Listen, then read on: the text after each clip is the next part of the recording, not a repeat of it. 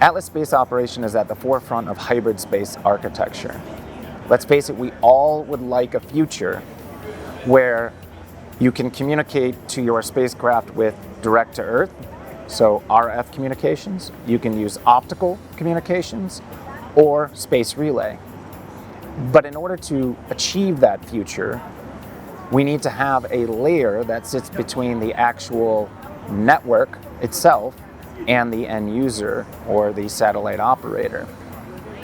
That layer is best achieved through software. So many of the software features that we deliver can only be done when you have this abstraction layer.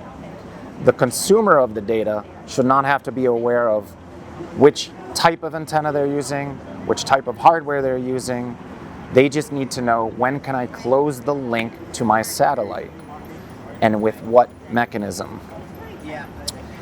That way they can inform their onboard spacecraft that for this pass you're using optical, and for this pass you're using RF, and for this pass you're talking to a nearby spacecraft. So why is this important when choosing a ground provider?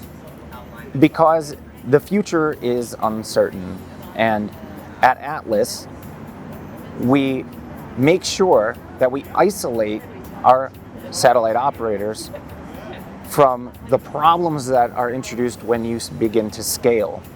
Atlas likes to assume the risk so that our satellite operators do not have to. That means that as Atlas adds optical, it will become an option for our end users. Or as we add space relay, it will be an option for our end users at much less risk to the customer, because the API never changes.